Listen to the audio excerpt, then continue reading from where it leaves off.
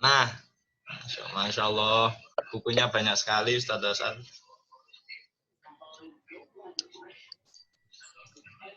Ini rupanya seluruh Indonesia, Pak ya? Betul. Betul, Ustaz. Saya kira ini acara khusus cabang Makassar. Oh.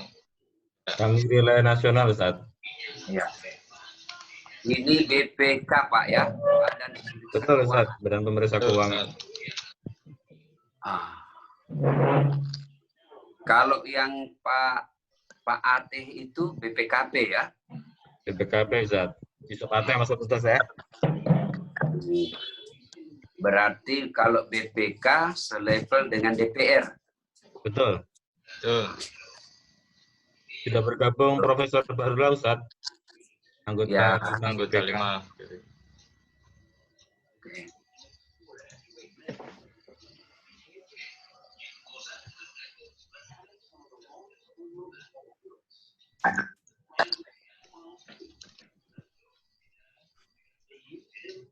Cek di luar.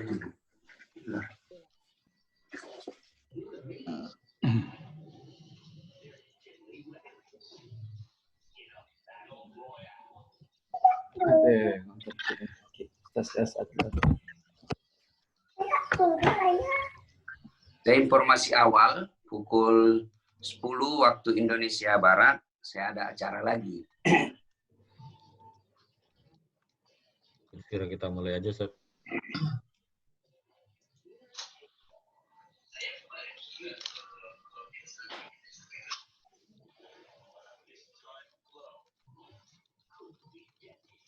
Assalamualaikum Ustaz.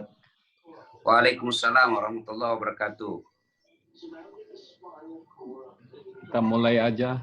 Mulai aja Pak Mono. Kalau Ustaz. Assalamualaikum Prof. Waalaikumsalam warahmatullahi wabarakatuh.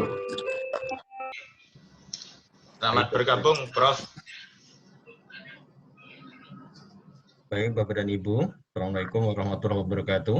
Waalaikumsalam warahmatullahi wabarakatuh. Alhamdulillah, namadu wa nasta'inuhu wa na'udzubillahi min syururi anfusina wa min sayyiati a'malina. Puji syukur kita panjatkan kehadirat Allah Subhanahu wa taala. Karena rahmat taufik hidayahnya di kesempatan pagi hari ini kita bisa berkumpul di kajian online Masjid Baitul Hasib bekerja sama dengan Masjid Baitul Hasib perwakilan Sulawesi Selatan. Terima kasih kepada Pak Wahyu Priyono dan jajaran yang telah mengupayakan dan berhasil memboyong guru kita Ustaz Das'ad untuk memberikan pencerahan di kesempatan pagi hari ini. Nasional. Untuk menyingkat waktu, mengingat tadi sudah disampaikan oleh Ustadz bahwa jam 10 waktu Indonesia bagian Barat beliau ada jadwal lagi. Saya mempersilahkan kepada moderator. Dalam ini adalah moderator dari perwakilan Sulawesi Selatan, Pak Dadan, untuk memulai acara ini. Waktu sepenuhnya kami silakan.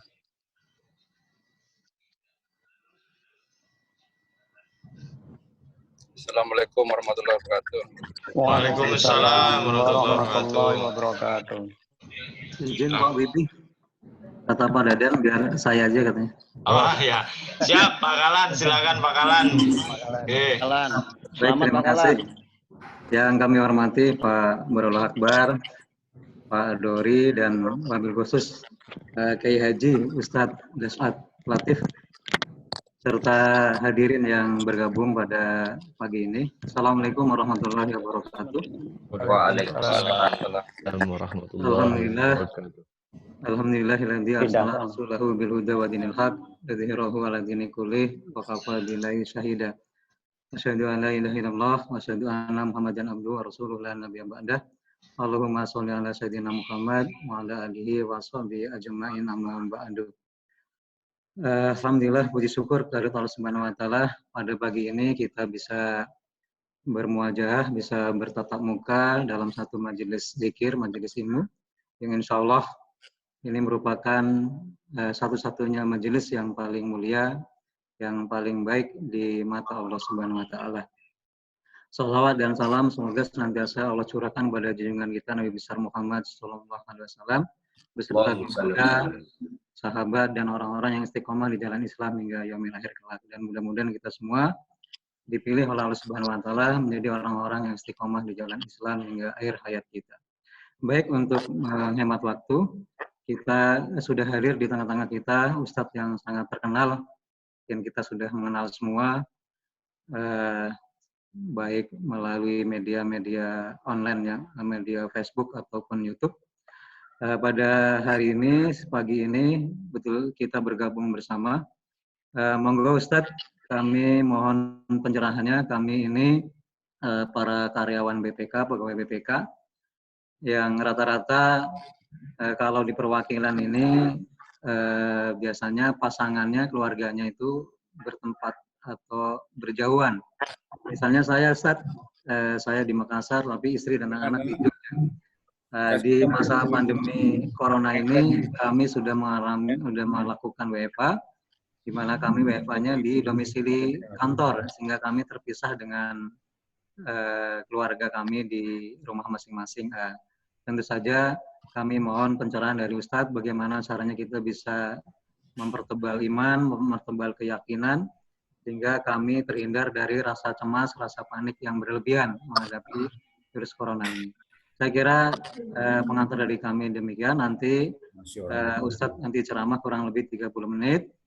Setelah itu ada pertanyaan-pertanyaan dari hadirin, kami persilakan. Bisa juga nanti langsung ditulis di chat. Tafadhol masykuran, Ustadz Dasat Latif.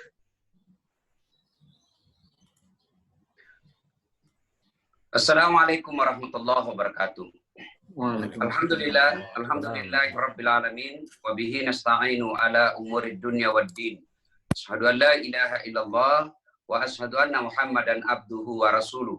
Allahumma shalli ala sayyidina Muhammad wa ala alihi wa sahbihi ajma'in. Amma ba'd.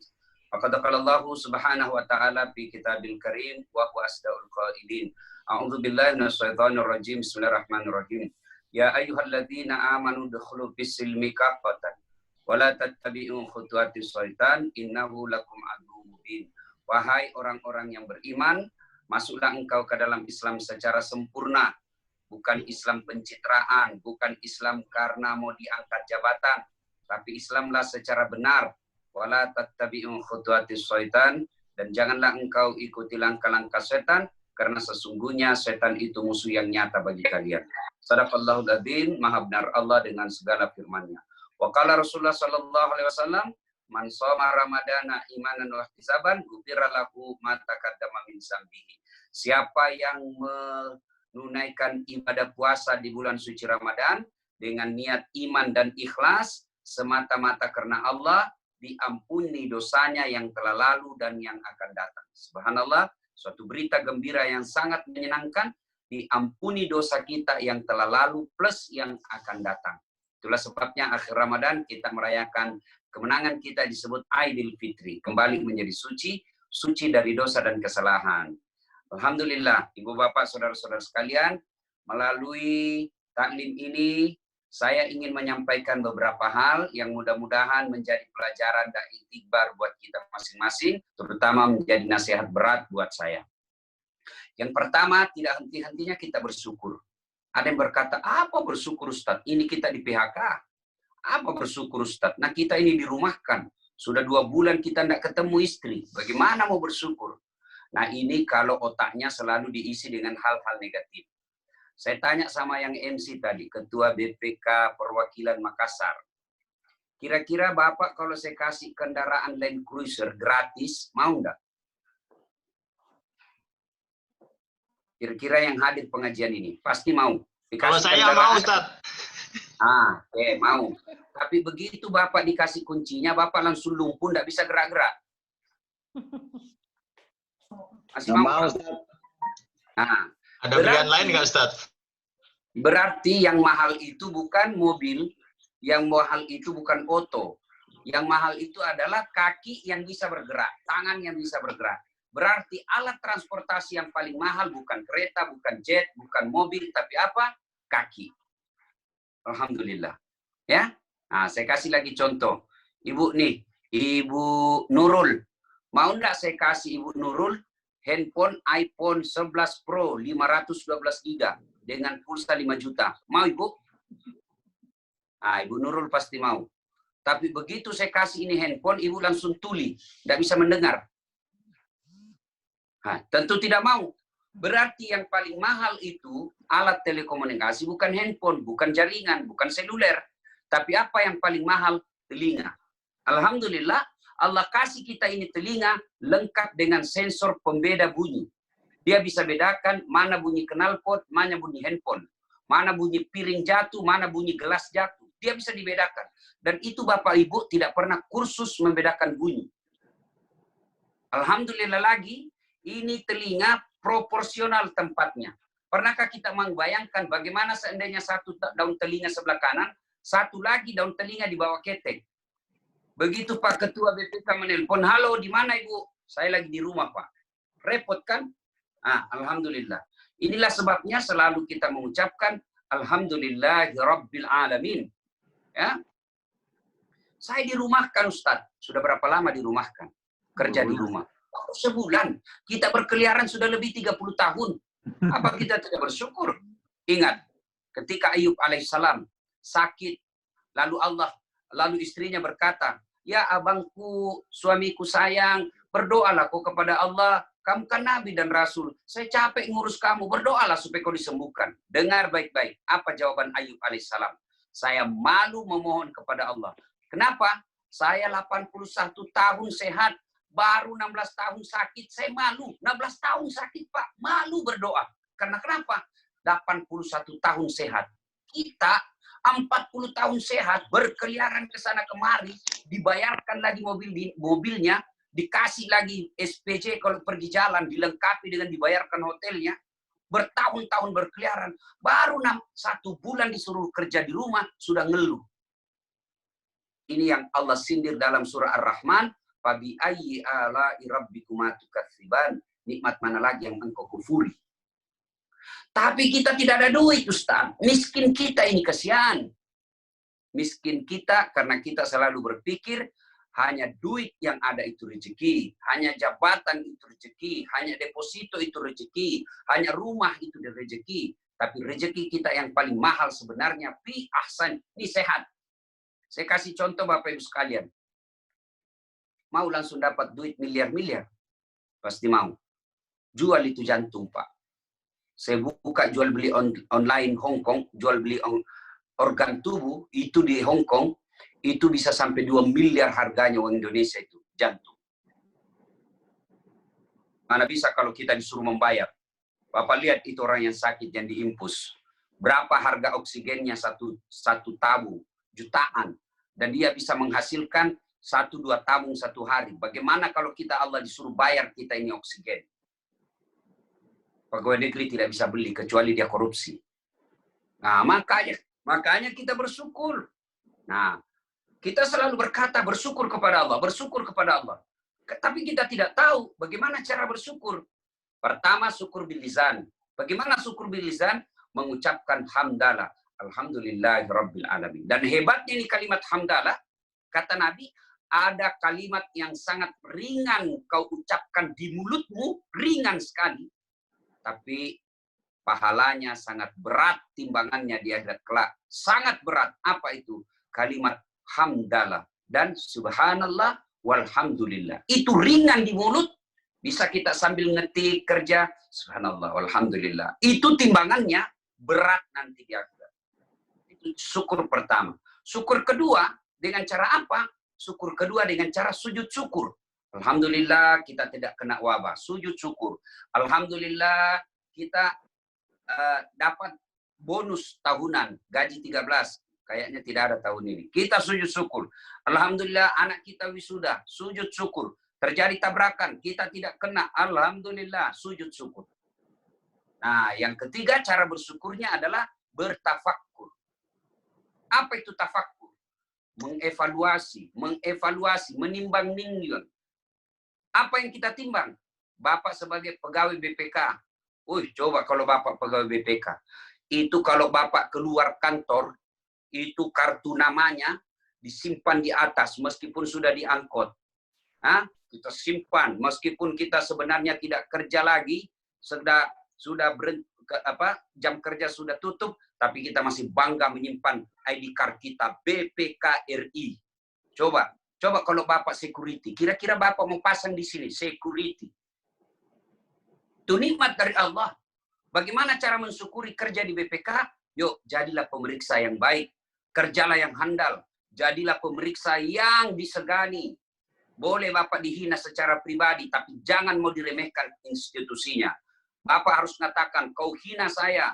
Bapak punya jabatan, kau punya duit, punya mobil yang mewah. Memang gajimu lebih tinggi dari saya, tapi kau hina saya.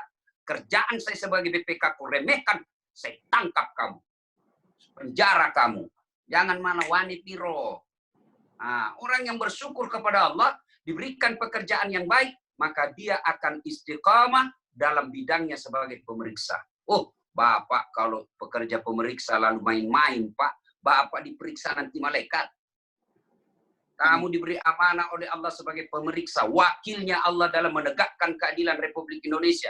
Kok malah kamu yang tidak adil? Oh, berat itu nanti, Pak. Demi Allah, Bapak ini tanggung jawabnya di akhirat berat.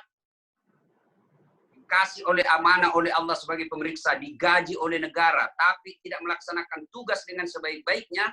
Demi Allah, berat tanggung jawabnya di akhirat kelak.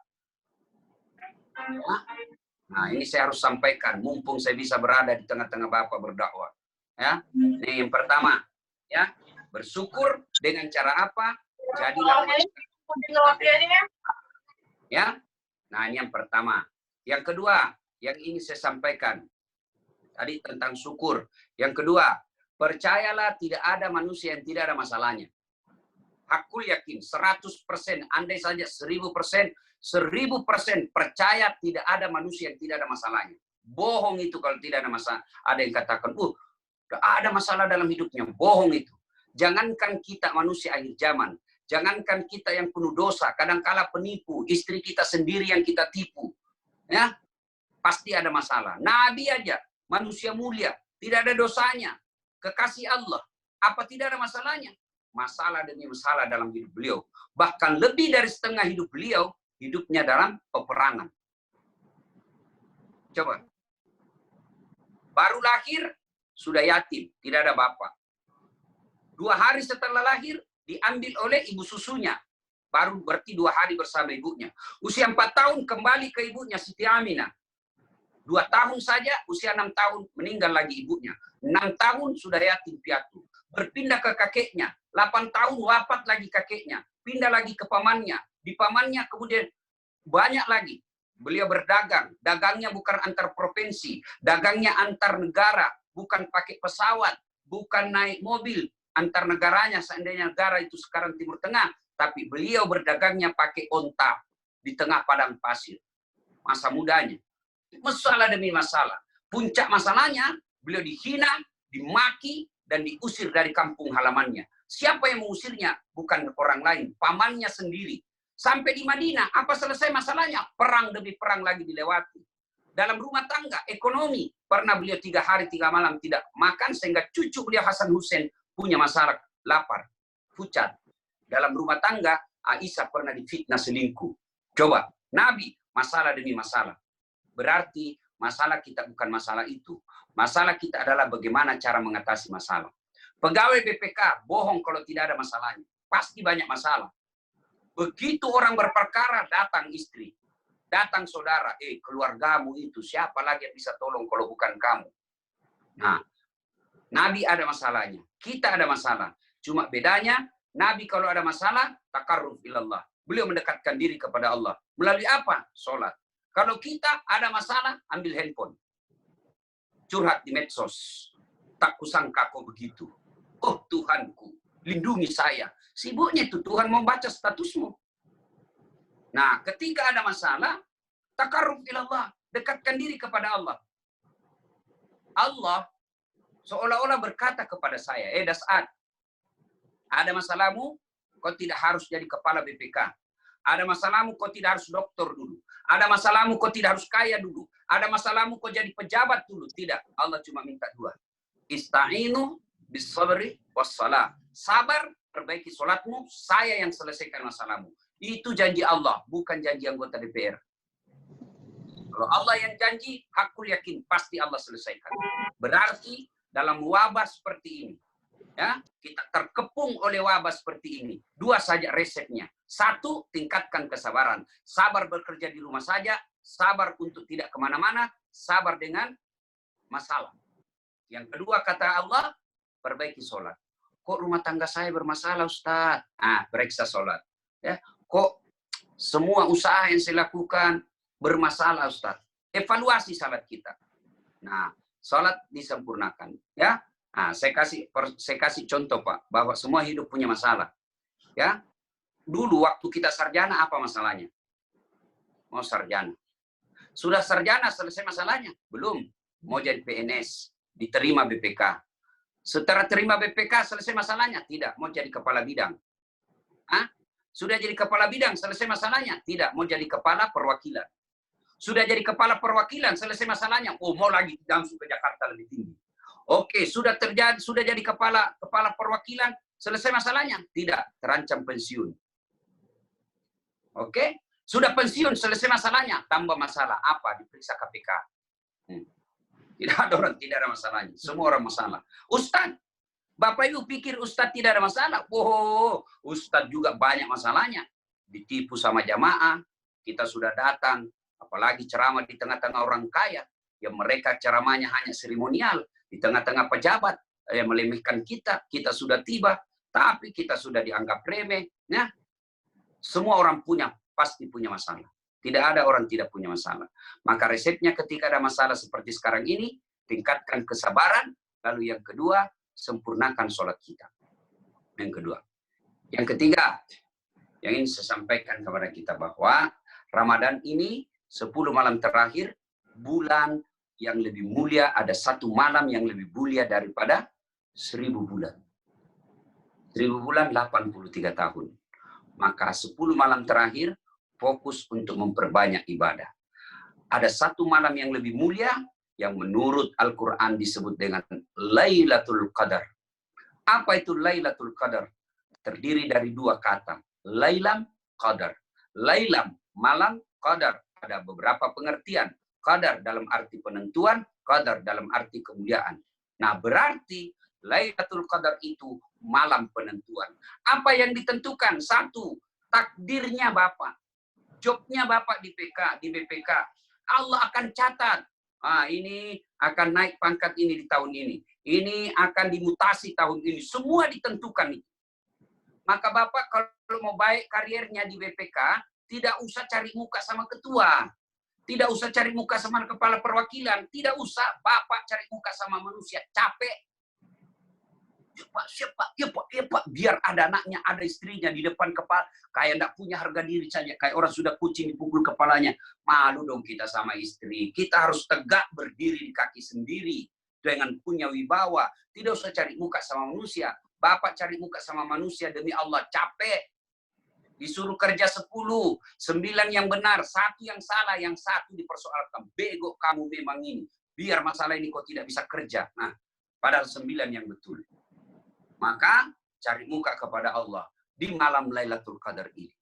Dan Lailatul Qadar ini Allah jelaskan, inna ansalnahu fi Lailatul Qadar wa ma adraka ma Lailatul Qadar ila akhiril ayat, bahwa pada malam Lailatul Qadar ini malam penuh kemuliaan. Seluruh malaikat yang pernah Allah ciptakan turun ke dunia membawa panji-panji kemuliaan, menebarkan rahmat Allah kepada mereka yang melakukan amal-amal soleh pada malam itu hingga pagi hari. Amal soleh apa yang kita lakukan? Ulama mengajarkan kepada kita. Pertama, berdoa. Yang kedua, sholat lail. Yang ketiga, istighfar. Yang keempat, banyak bersalawat. Yang kelima, tadarus. Alhamdulillah kalau mampu melakukan sholat lail. Bahkan boleh dengan sedekah. Dan bahkan boleh pada malam itu duduk saja merenungkan dosa dan kesalahan. Itu juga bagian dari amal-amal soleh. Maka siapa yang melakukan amal-amal soleh di malam itu, menurut Al-Quran, amal kebaikan yang dilakukan lebih mulia daripada 1000 bulan atau 83 tahun. Inilah poin-poin yang saya sampaikan. 3 poin ini saya berharap kita jabarkan lebih luas dalam dialog dan tanya jawab pada kesempatan ini. Terima kasih. Saya kembalikan kepada MC. Jazakallahu khair, Ustaz. Kalau boleh kami ambil kesimpulan, Ustaz, ada 3 hal yang disampaikan. Yang pertama, kita harus senantiasa bersyukur. Kemudian yang kedua, bahwa setiap manusia pasti ada masalahnya, dan tentu saja Allah memberikan solusinya dengan cara kita selalu bersabar dan terus mengerjakan sholat. Dan yang ketiga, di akhir Ramadan ini dianjurkan sekali kita untuk beritikaf, untuk menghidupkan malam Ramadan untuk mencapai Lailatul Qadar. Mungkin sebelum saya bacakan ada beberapa chat, ada hadirin yang bertanya langsung.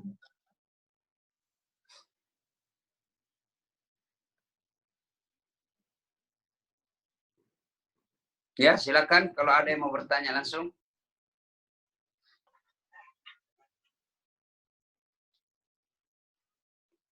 Boleh di luar tema yang saya sampaikan tadi. Kalau ada kendala-kendala ibu-ibu, ya silakan.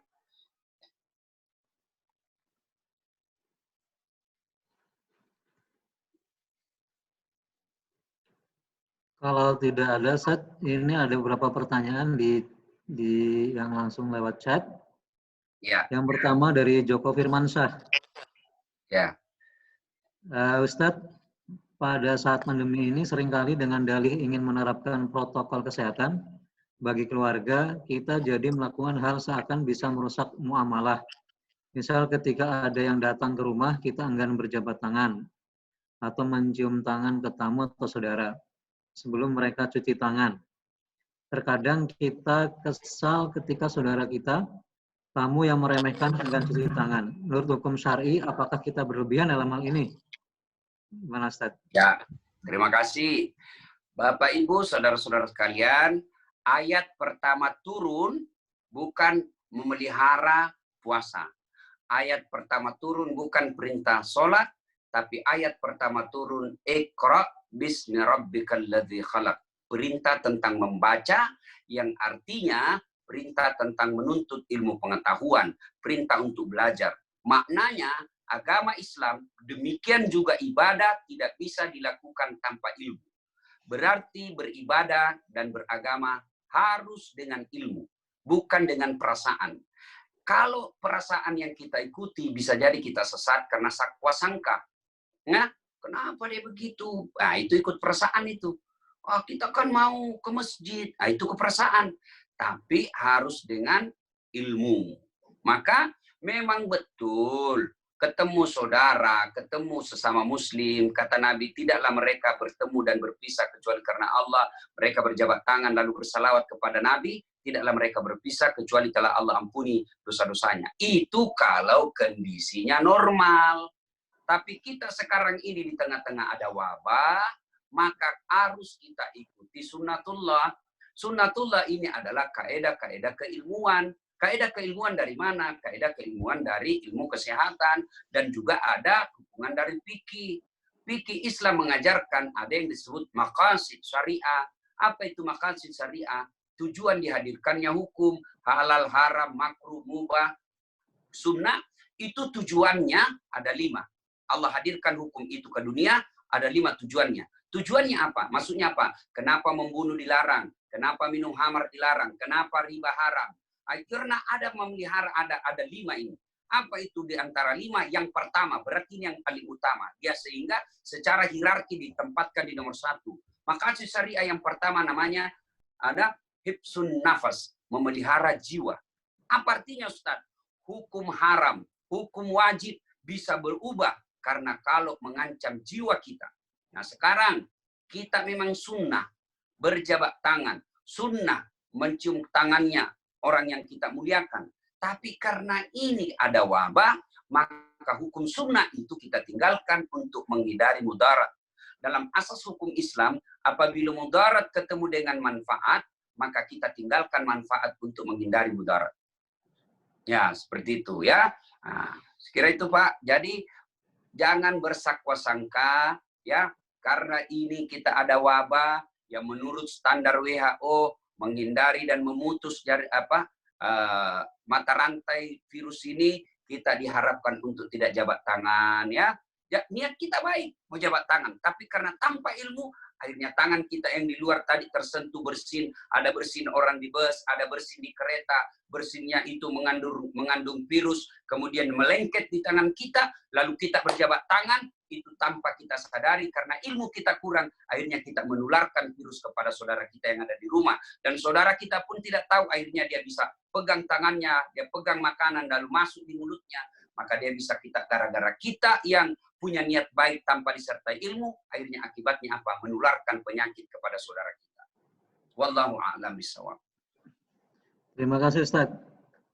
Berikutnya Ustaz, pertanyaannya bagaimana caranya agar kita istiqomah setelah ditinggal Ramadan nanti Ustaz?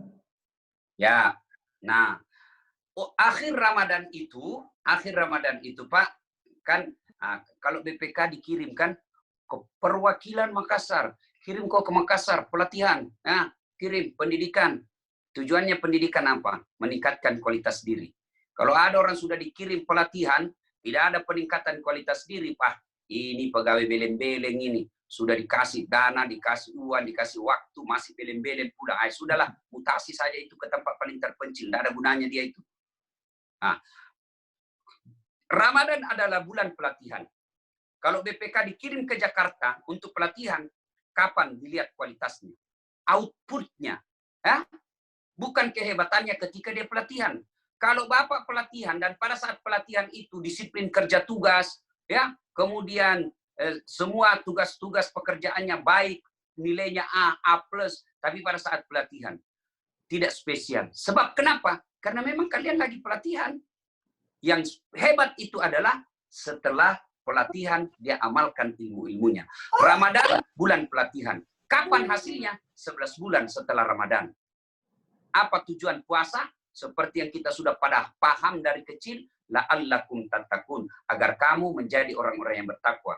Apa hasilnya? Takwanya dia amalkan dalam kehidupan sehari-harinya. Nah, selama Ramadan dia tarawih tiap malam. Berarti kalau dia istiqamah memeliharanya adalah kontinuitasnya, maka selepas Ramadan dia tetap sholat lail. Kalau bukan dia sholat witir, maka dia akan sholat tahajud. Tidak bisa tiap malam, minimal sekali seminggu. Adalah yang dilakukan. Selama Ramadan dia tadarus, bahkan 4 kali khatam. Apakah orang hebat? Ramadan saja dia ngaji. Setelah itu dia tutup Quran, tidak pernah mengaji lagi selama 11 bulan. Nanti Ramadan akan datang lagi buka Qurannya. Bukanlah itu orang-orang yang berhasil. Ramadan tadarus, 2 Ramadan tetap tadarus, dia pelihara. Ya mungkin cuma kuantitasnya berkurang. Ya, waktu Ramadan karena kita di rumah saja 4 kali khatam. Karena kita ini sambil kerja cari nafkah, ada kewajiban tanggung jawab negara yang diamanahkan kepada kita, maka kita barangkali ngajinya tinggal 1 lembar 1 hari. Nah, yang penting Allah tidak melihat banyaknya, yang Allah lihat continuousnya. Ini yang bahasa agamanya istiqomah. Apa yang perlu kita lakukan agar kita tetap istiqomah? Ada kan lagunya Upik itu. Tombo ati, ada 5 perkaranya. Yang pertama baca Quran dan maknanya. Supaya kita istiqomah, baca Quran kita lanjutkan terus. Yang kedua, berbanyaklah berpuasa. Puasa, gimana puasanya? Amalkan Senin Kamis. Amalkan Senin Kamis. Ya. Yang ketiga apa? Bertemanlah dengan orang-orang soleh. Ini penting. Kenapa kata Nabi? Kalau engkau ingin melihat siapa dia, maka lihatlah temannya. Maka ibu-ibu nih yang punya anak gadis, kalau ada yang lamar anaknya, Bu, jangan tanya si pelamar, karena pasti dia pencitraan. Saya rajin puasa, Bu, alhamdulillah, saya semenjak lahir ini tidak pernah jahat. Apa itu pencitraan? Tapi bagaimana cara tahunya? Lihat ibu siapa teman gaulnya. Kalau teman gaulnya orang-orang yang soleh, hampir bisa dipastikan dia. Karena minyak dengan air tidak akan pernah menyatu. Kalau bersahabat kita dengan Ustadz, saya jalan dengan Bapak, tidak mungkin saya bilang, Pak Haji, kita cari panti pijat dong. Ustadz kajili-jili. Kita, paling kalau kita jalan sama Ustadz, sudah ada tarhim tuh, kita cari masjid dulu. Maka orang-orang yang bersahabat dengan orang-orang soleh, itu adalah cara istiqomah, cara memelihara agar kita tetap istiqomah dalam kebaikan. Ya. Nah, kemudian yang ketiga, ini juga yang tidak kalah pentingnya, teruslah berdoa. Dalam surah Al-Baqarah akhir-akhir dijelaskan, Rabbana la tuzigh qulubana ba'da idh hadaitana wa hab lana min ladunka rahmah. Ya Allah, jangan kau palingkan hati hamba setelah engkau berikan petunjuk dan hidayah dalam diri hamba. Wallahu a'lam bishawab. Baik, terima kasih Ustaz. Ya, berikutnya Ustaz. Apakah Lailatul Qadar itu diberikan kepada seluruh umat yang beribadah atau hanya yang beriktikaf saja, Ustaz? Ya, kalau kita membaca surat Al-Qadar itu, Inna anzalnahu fi lailatul qadar ila akhir ayat, bahwa mereka malaikat yang pernah Allah ciptakan ini, mereka semuanya, bayangkan Pak, semua malaikat turun. Andai saja alam kita sama dengan malaikat, maka kita tabrakan pada malam itu karena banyaknya malaikat di dunia. Semua turun Pak, membawa panji-panji kebesaran Allah, rahmat Allah. Dia mencari siapa? Mereka yang mencari, mereka yang melakukan amal-amal soleh pada malam itu. Jadi yang tidur, yang menggaple, ya, mereka tidak akan dapat. Hanya mereka yang beramal-amal soleh. Amal soleh satu diantaranya adalah itikaf. Bagaimana kalau kami pegawai BPK, Ustadz? Negara mewajibkan kami tugas pada malam itu. Misal security, dia harus berdiri terus siaga di depan pintu. Dia mau itikaf tapi kerja ada amanah. Dia mau sholat tahajud tapi kerja harus dia jalan. Apakah menjaga kantor itu bukan amal soleh? Amal soleh. Kalau dia melakukan amal security, menjaga keamanan kantor itu karena Allah Ta'ala, amanah, lalu dia wudhu, lalu dia tutup auratnya, selama dia jaga, berdiri di depan kantor, mengingat kebesaran Allah, dengan selalu mengucapkan subhanallah, walhamdulillah, wa la ilaha illallah, bisa jadi dia mendapat Lailatul Qadar. Jadi bukan hanya untuk orang-orang yang itikaf, tapi mereka yang, saya Ustaz, saya mau ke masjid, tapi dilarang. Saya hanya itikaf di rumah, boleh. Saya Ustaz, saya mau tadarus, mau tahajud, mau ngaji, mau itikaf, tapi ibu saya sakit Ustaz, saya harus menjaganya di rumah sakit. Nah, itu juga amal soleh. Itu yang bisa membuat Bapak mendapat rahmat Allah pada malam itu. Nah, mana ciri-cirinya orang yang mendapat? Ciri-cirinya bukan tiba-tiba mukanya jadi cakep. Ciri-cirinya bukan tiba-tiba dia pandai menjadi dukun. Tidak. Ciri-cirinya adalah setelah Ramadan ada perbaikan diri. Itu yang dapat Lailatul Qadar. Sebelum Ramadan, dia pelit, padahal banyak duitnya. Lepas Ramadan, dia menjadi dermawan. Yakin Pak, Bapak termasuk orang yang dapat Lailatul Qadar. Sebelum Ramadan, dia masih sholatnya, ya maghrib tidak, isya lepas, subuh tidak, duhur saja sama asar sholatnya. Selesai Ramadan, alhamdulillah 5 waktu, dia bisa tunaikan dengan sebaik-baiknya. Hakul yakin, Bapak dapat Lailatul Qadar pada malam itu. Wallahu a'lam bishawab. Terima kasih Ustaz. Pertanyaan berikutnya dari Pak Nur Rahman saya kira sudah terjawab. Kita lanjut di bawahnya. Bagaimana cara meyakini bahwa apa yang telah terjadi atau yang ditakdirkan oleh Allah adalah yang terbaik buat kita? Seperti saat ini Ustaz, wabah pandemi ini banyak memakan korban. Apakah ini merupakan yang terbaik? Percaya Pak, Allah memberikan kita itu yang terbaik. Hakul yakin. Ya, cuma ada orang diberikan sesuatu musibah seperti wabah ini, ada yang diuji, ada yang ditegur, ada yang dihukum. Yang diuji itu mereka yang soleh, mereka yang tidak pernah mengganggu orang, amalnya baik, tapi tiba-tiba kena wabah, maka dia diuji, maka wabah itu menjadi amal buat dia.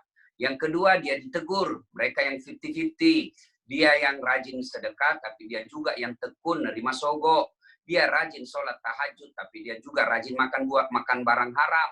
Itu ditegur dia, ya. Kembali ke jalan yang lurus. Yang ketiga, wabah ini bisa menjadi hukuman buat dia. Siapa? Mereka perdurjana, mereka pembuat maksiat, mereka tidak pernah ingat Allah. Tiba-tiba kena wabah ini, sesungguhnya buat dia adalah persekot, DP, panjar, siksaan, kes dan pelunasannya di akhirat.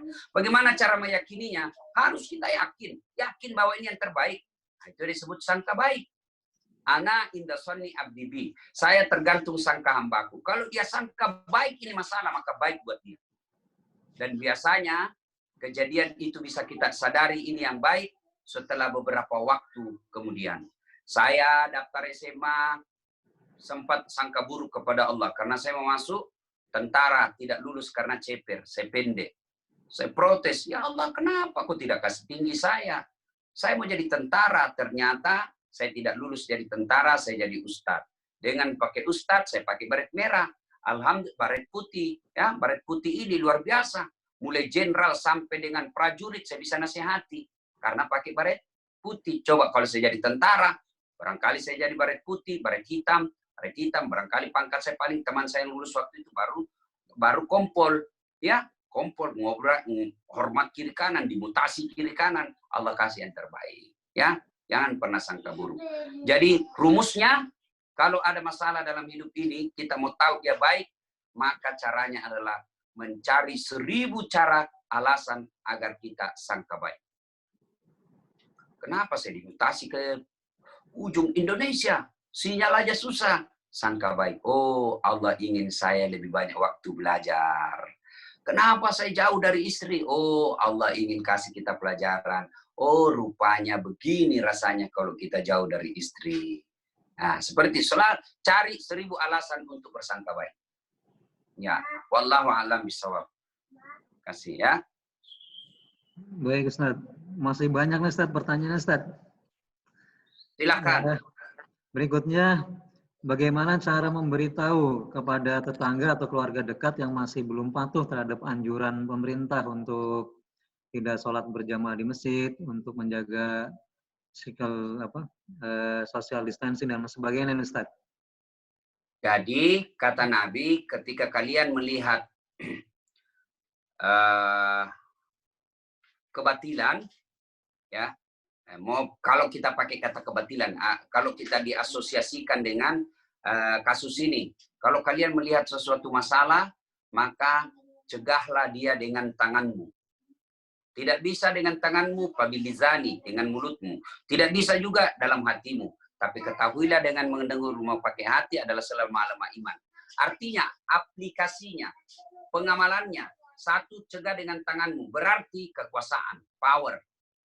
Saya melihat ini ada, tidak, tetap aja dia mau ke masjid, tetap aja nggak susah diberitahu. Siapa punya tangan? Satpol PP, ya, wali kota, bupati, polisi, tentara. Dia punya tugas, yang punya power. Ternyata kita bukan penegak hukum, maka kita pakai yang apa? Pabilizani, dengan mulut kita nasihati. Tapi ingat, kalau kita sadari, kalau kita kasih tahu pecah persaudaraan, malah bisa bertengkar, maka teguh saja dalam hati, anu salah itu kau bikin.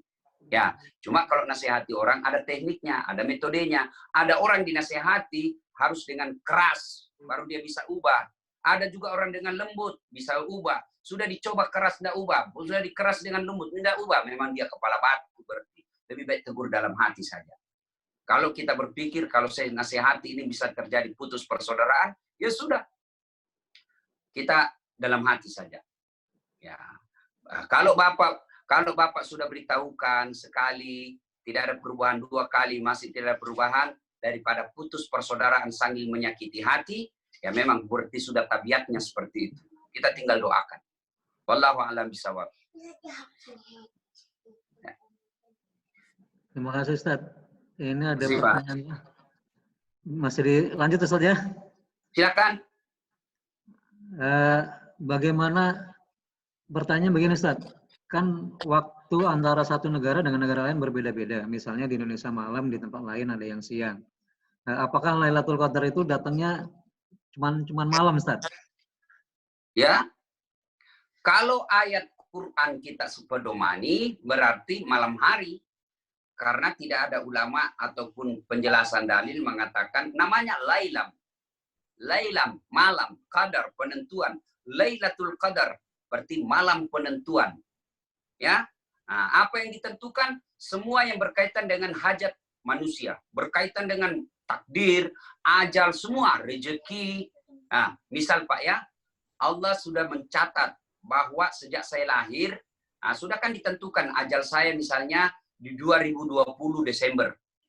Ya, tapi pada malam Lailatul Qadar saya berdoa, ya Allah berikan saya umur panjang supaya saya bisa berbuat baik kepada orang tua saya. Ya Allah berikan saya umur panjang supaya saya bisa menebarkan pesan-pesan ilahi. Lalu doa itu saya lakukan dengan penuh harap sesuai sunnah. Allah dengarkan doaku dan kabulkan. Maka Allah punya hak prerogatif untuk mengubah apa yang tadinya takdir saya ajal Desember 2020. Allah sampaikan kepada malaikat pencabut nyawa, hapus itu, ditentukan sampai waktu yang belum ditentukan.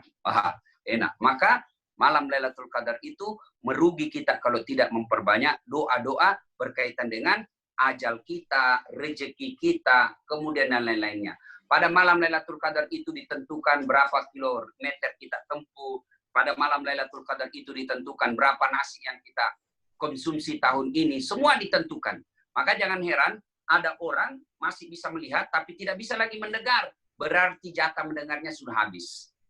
Ada orang masih bisa mendengar, masih bisa melihat, tapi tidak bisa lagi kemana-mana, lumpuh. Berarti jatah kakinya, melangkahnya sudah habis. Terakhir jatah bernapasnya habis, sudah wafat. Innalillahi wa inna ilaihi raji'un. Maka ibu-ibu, mari Bapak ya, fokus dulu 10 malam terakhir untuk tinggalkan urusan dunia, tidak tinggalkan 100%, barangkali kita tinggalkan fokus 70% untuk kebaikan akhirat kita. Ya, wallahu a'lam bishawab. Baik, Ustaz. Masih ada lagi, Ustaz? Ya. Pertanyaannya, kami ingin bagi-bagi sembako ke orang lain, tapi ada saudara dekat juga yang membutuhkan. Mana yang lebih utama, Ustaz? Nah, ini tentang sedekah, Pak. Sedekah. Kira-kira di antara yang dengar saya masih banyak yang tidak tahu membedakan mana sedekah, mana hadiah. Kalau Nabi itu tidak pernah memakan sedekah. Sedekah aja Nabi tidak pernah makan. Beliau hanya memakan hadiah. Nah, masih banyak kan belum tahu mana hadiah, mana sedekah. Ya, tidak usah saya kasih definisi, saya kasih saja contoh supaya lebih gampang ngertinya. Kalau Pak Yusuf Kalla sebagai orang mapan, orang kaya memberikan kepada saya, maka itu disebut sedekah. Tapi kalau saya memberikan sesuatu kepada Yusuf Kalla, maka itu disebut hadiah. Nah, sekarang yang kedua berkaitan dengan hadiah ini. Ini banyak orang hadiah, memberi hadiah dan sedekah, tetapi tidak akan diterima di sisi Allah nanti. Selain karena niatnya tidak ikhlas, tapi yang kedua dia mempermalukan penerima. Buka Quran. Syarat diterimanya hadiah dan sedekah itu adalah tidak mempermalukan si penerima. Bahasa Qurannya memuliakan penerimanya. Maka itu ada namanya amil. Tujuannya ini amal amil apa? Supaya mereka datang ke rumahnya membawakannya. Sekarang ini banyak orang bersedekah di publikasi. Hanya memberi beras 5 liter, mie rebus 5 bungkus, minyak goreng 1 liter. Itu kira-kira harganya 150.000. Lalu dipermalukanlah orang, difoto, kelihatan mukanya satu keluarga, di-share di media sosial. Demi Allah, orang seperti ini tidak memuliakan penerima, tapi mempermalukan penerima. Coba kalau Bapak di-share fotonya sebagai peminta-minta dan penerima hadiah. Malu kan? Maka syaratnya adalah memuliakan si penerima. Nah, bagaimana kalau kita punya keluarga? Ya. Kita mau bersedekah atau memberi zakat. Ada keluarga kita fakir miskin. Ada keluarga kita mu'allaf. Maka lebih utama diberikan keluarga. Sama-sama keluarga Ustaz. Satu tidak sholat, satu baik sholatnya. Siapa yang kita kasih? Diberikan keluarga yang baik sholatnya. Tujuannya apa? Menasihat buat yang baik tidak baik sholatnya, nasihat juga buat yang baik sholatnya. Oh, ternyata kalau baik sholat dapat rezeki. Oh, ternyata kalau tidak sholat jauh rezeki kita. Nah, kenapa diberikan kepada keluarga? Supaya tidak menjadi fitnah dunia. Jangan sampai orang berkata, "Wih, kaya betul dia di Makassar, sepupunya di kampung miskin." Supaya tidak menjadi fitnah dunia. Yang kedua tujuannya apa? Supaya orang keluarga kita, kesusahan keluarga kita tidak menjadi beban orang lain. Gitu, Pak. Jadi boleh diberikan keluarga. Wallahu a'lam bishawab. Syukran, Ustaz. Ya, ini ada banyak pertanyaan, Ustaz. Saya sharing dulu, Ustaz. Ini terkait dengan tema Ustaz nih, Ustaz. Bagaimana caranya, yang satu, pertama, bagaimana caranya mengatasi kecemasan? Kita terpisah dengan keluarga inti, sementara nanti mungkin Lebaran juga kita tidak bisa kumpul. Dan yang kedua, masih dengan rasa cemas, ini tetangga ada yang terkena COVID-19, Ustaz. Bagaimana caranya bisa mengatasi kecemasan itu, Ustaz? Dalam Al-Quran, saya lupa surah apa, Allah jelaskan, apakah kalian setelah mengucapkan saya beriman kepada aku, kata Allah, lalu kalian saya tidak uji? Tidak. Saya ketika kalian bilang, saya beriman kepadamu ya Allah, lalu saya tidak uji? Tidak, saya pasti uji kalian. Apa ujiannya? Minal hauf wal ju' wa nafsin minal amwal. Ujiannya kata Allah, 1, rasa takut. 2, rasa cemas. 3, kekurangan harta. Maka jangan heran Pak, ketika ada orang hijrah bertobat, biasa itu ujiannya 1. Rasa takut, cemas, cemas miskin, cemas mana. Ini kecemasan. Kecemasan ini adalah ujian dari Allah. Bagaimana cara menghadapinya? Bagaimana cara solusinya? Satu, memperbanyak mengingat Allah. Cemas itu bukan penyakit akal. Cemas itu penyakit jiwa. Ya, maka kata Nabi, kata Allah, kalau kalian mau tentram jiwanya, ala bidzikrillahi tatmainnul qulub. Ketahuilah dengan berzikir mengingat kepadaku hatimu akan jadi tenang. Maka terapi pertamanya zikrullah. Zikrullah itu dengan cara apa? Satu, tadarus. Zikrullah itu dengan apa? Dengan memuji tasbih, tahmid dan tahlil. Subhanallah, walhamdulillah, wala ilaha illallah, wallahu akbar. Boleh dengan itu. Atau Bapak dengan istighfar. Asyhadu alla ilaha illallah wa nastaghfirullah. Jadi ketika muncul kecemasan seperti itu, sebut-sebut nama Allah. Sebut-sebut nama Allah. Yang kedua, baca Quran. Baca Quran. Yang ketiga, saya tidak bisa ngaji, Ustaz. Tidak bisa ngaji, baca latilnya. Salah? Tidak, tapi sambil belajar. Tidak bisa juga itu, Ustaz, repot. Maka boleh ibu bapak mendengarkan melalui CD atau kaset. Boleh. Handphone kan ada semua itu Muslim Pro. Betul tadi itu untuk menemukan ketenangan jiwa. Tapi biasa kita galau, cemas, tidaknya mendekatkan diri kepada Allah, malah pergi ke kafe. Oh, makin cemas Bapak. Allah yang membolak-balikkan hati, maka supaya hati kita tenang, bukan dengan curhat sama tetangga, bukan curhat sama saudara, curhatnya kepada Allah. Gimana caranya? Ya, dekatkan diri, tadarrus, baca Quran, tahmid, tahlil dan tahmid, ya. Kemudian apa lagi? Ini yang paling istimewa. Salat taubat. Salat taubat. Gimana caranya, Ustaz? Sama salat sunnah yang lain. Bedanya cuma niat. Berapa rakaat? 2 salam, 2 salam, 2 salam sampai 6. Kapan waktunya? Selesai salat maghrib, nunggu isya.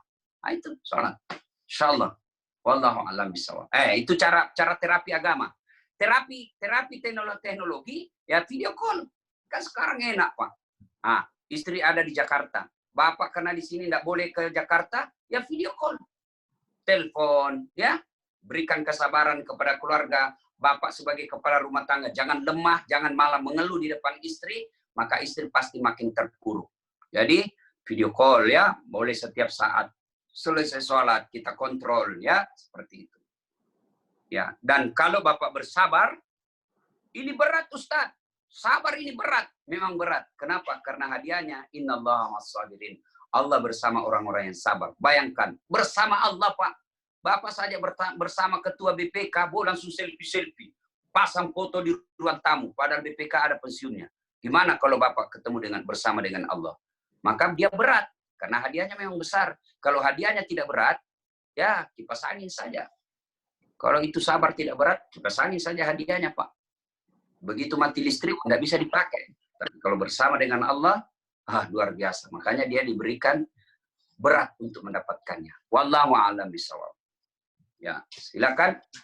Baik, Ustaz, saya kira cukup. Mohon maaf Bapak dan Ibu yang mungkin sudah dengan pertanyaan. Ini berhubung Pak Ustadz juga nanti jam 10 atau jam 11 waktu Indonesia Tengah ada acara lagi. Saya kira cukup terlebih dahulu untuk menjawab pertanyaan. Sebelum diakhiri kajian pada pagi menjelang siang ini diakhiri, kami mohon kesediaan Ustadz untuk bisa memimpin doa Ustadz untuk kita semua. Bapak Ibu, saudara-saudara sekalian, kalau ada yang merasa mau bertanya tapi malu atau soal pribadi, silakan Bapak telepon atau WhatsApp atau SMS. Saya tidak menyarankan untuk WhatsApp sebab saya seperti sekarang ceramah 1 jam biasa sudah lebih 1000 yang masuk WhatsApp dan biasa tertimbun dan tidak kelihatan. Ya, lebih bagus SMS, Pak. Lebih bagus lagi kalau rekam suaranya kirim. Kalau Bapak tidak mau takut suaranya dikenali ya silahkan SMS saja dengan catatan jangan saya disuruh bayar.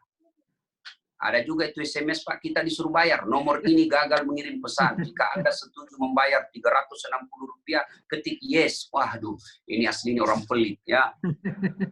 Ya.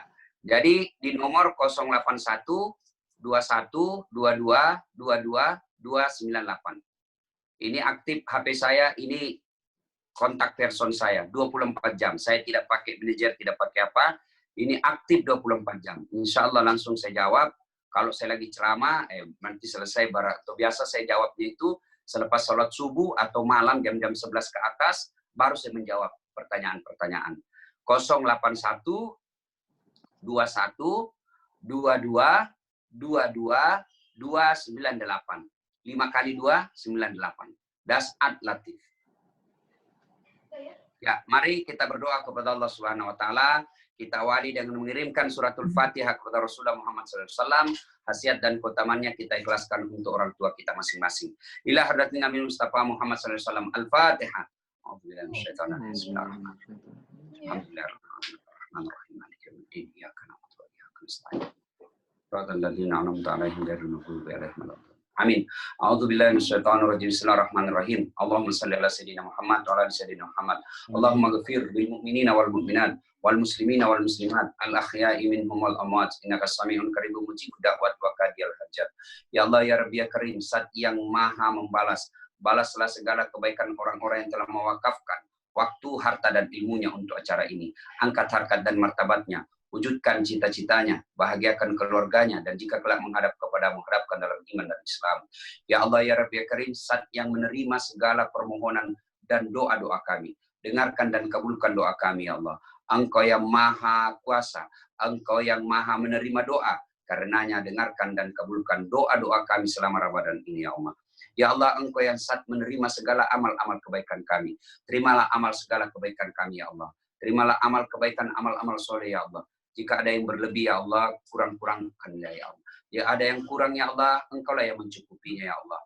Terimalah amal kebaikan kami, dan lebih penting, ya Allah, jadikanlah amal kebaikan kami itu memperbaiki akhlak dan rumah tangga, serta rezeki kami, ya Allah. Ya Allah, kami hanya bisa berdoa dan memohon di tangan Jalla yang mengabulkan doa kami. Rabbana la tuzigh qulubana ba'da idh hadaytana wa hab lana min ladunka rahmah, innaka antal wahhab. Allahumma inna nas'aluka salamatan fid din, salamatan fid dunya wal akhirah, wa afiatan fil jasadi, wa ziyadatan fil ilmi, wa barakatan fil rizqi, wa taubatan qablal maut, wa rahmatan indal maut, wa maghfiratan ba'dal maut. Allahumma hawwin alaina fi sakaratil maut, wa najatan minan nari wal afwa indal hisab. Rabbana atina fid dunya hasanah, wa fil akhirati hasanah wa qina adzabannar. Subhana rabbika rabbil izzati amma yasifun, wa salamun alal mursalin walhamdulillahi rabbil alamin. Terima kasih, saya Das'at Latif mengucapkan selamat menunaikan ibadah puasa. Selamat Hari Raya Idul Fitri, mohon maaf lahir dan batin. Taqabbalallahu minna wa minkum, taqabbal ya karim. Nun wal kalam yusrun, billahi fisabilil haq. Assalamualaikum warahmatullahi wabarakatuh. Waalaikumsalam warahmatullahi wabarakatuh. Terima kasih Pak Ustadz. Semoga apa yang sudah disampaikan betul-betul bisa bermanfaat buat kita semua dan kita senantiasa dilindungi Allah Subhanahu wa taala. Untuk itu saya juga sebagai moderator mohon maaf apabila ada kata-kata yang tidak berkenan. Saya ucapkan terima kasih kepada Pak Brul Akbar, Pak Dori Santosa, Pak Laude, dan seluruh hadirin yang sudah mengikuti kajian online pada pagi ini. Untuk selanjutnya kami kembalikan kepada host, Mas Bipi. Terima kasih Pak Wahyu. Baik, terima kasih Pak Wahyu atas yang telah berkenan membicarakan di kesempatan pagi hari ini. Sebelum pertemuan barangkali kami ucapkan juga terima kasih kepada Profesor Brul Akbar, kepada Pak Laude dan juga kepada Pak Dori, kita beberapa Debat Tinggi Pratama, berkenan Pak Dori, terima kasih kepadanya, Pak Muhammad, Nggak ditanya macam-macam. Pak Rizal, kemudian ada Pak Arman Sipa, Pak Andri Gama, Pak Andi Arif, hadir Pak Tornanda dari Kalimantan Selatan, Pak Abidin, Pak Agus Priyono, dan juga Pak Agus Top. Terima kasih sekali lagi telah hadir dan bergabung online Masjid Baitul Hasib. Sebelum kami berikan kesempatan kepada Mas Wipi untuk mengumumkan acara online. Saya sudah bisa lihat. Mas Wipi. Baik, terima kasih Pak Sumono atas kesempatannya. Pak, para peserta kajian online yang dimuliakan Allah, alhamdulillah hari ini peserta sampai 207 partisipan. Semoga akan terus bertambah dan semakin berkah kajian online kita kali ini. Untuk selanjutnya, Tadi Ustadz Dasat Latif telah membahas mengenai iktikaf. Insya Allah besok kajian online kita akan membahas lebih banyak, lebih detail mengenai iktikaf bersama Ustadz Ihsan Satria. Ustadz Ihsan Satria ini merupakan kontribusi dari BPK Perwakilan Sumatera Utara. Karena itu kebetulan ada beberapa kawan yang dari perwakilan Sumatera Utara yang juga mempersiapkan. Semoga berkah dengan turut berkontribusi dalam kajian online yang bisa dinikmati oleh seluruh peserta di seluruh Indonesia ini. Untuk selanjutnya kami juga mengingatkan agar kita semua menunaikan zakat, terutama para pegawai BPK dapat melalui unit pengumpul zakat Badan Pemeriksa Keuangan yang bisa ditransfer langsung ke rekening BNI Syariah. Berikut kami sampaikan. Nomor rekeningnya terpampang di layar Bapak dan Ibu semuanya. Ada rekening BNI Syariah dan insya Allah UPZ BPKRI menyalurkan kepada para mustahik baik di lingkungan BPK ataupun di lingkungan sekitar yang membutuhkan. Apalagi dalam kondisi saat ini, dalam masa pandemi COVID-19, tentu zakat, infak, dan sedekah akan menjadi sangat berharga. Dan semoga aksi filantropi ini yang berlandaskan iman ini nanti akan memulihkan negeri kita dari pandemi COVID-19. Demikian Pak Sumono, saya kembalikan waktunya. Baik, terima kasih Bapak dan Ibu. Sekali lagi kami terima kasih telah berkenan bergabung di dalam kajian Baitul Asik. Sebelum barangkali kita kajian kita ini, sekali lagi apa yang tadi disampaikan oleh Pak Ibu untuk jadi perhatian. Berikutnya mari kita tutup kajian online ini dengan membaca hamdalah dan doa kifaratul majelis. Subhanakallahumma wa bihamdika asyhadu an la ilaha illa anta astaghfiruka wa atubu ilaik. Baik. Dari kami kurang lebihnya mohon maaf. Assalamualaikum warahmatullahi wabarakatuh. Waalaikumsalam warahmatullahi wabarakatuh. Dokter.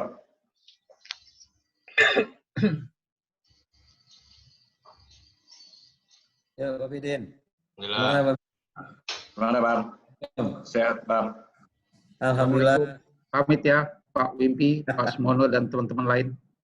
Ya, Pak Agus Khotib. Sehat, Pak Agus? Nah, sudah pamit. Ya, Pak Tornanda, selamat bergabung, Pak. Ya, Pak Wimpi, mohon maaf. Kapan Kalsel nih? Pak Tornanda? Udah penuh katanya kemarin waktu kita suruh teman-teman udah full pada. Bisa, kalau yang 10 hari terakhir sehari bisa 2 kali, Pak. Oh. Gitu. Masa mau tunggu tahun depan ya? Yang 10 hari terakhir sehari 2 kali nanti, Pak. Pagi sama sore. Oke. Ini musim LHP nih. Musim LHP. Iya nih mau. Baru selesai nih pada baru exit hari ini. Besok. Kenapa? Hari ini sama besok pada exit. Oh enggak, saya nanti pas mau lebaran exitnya.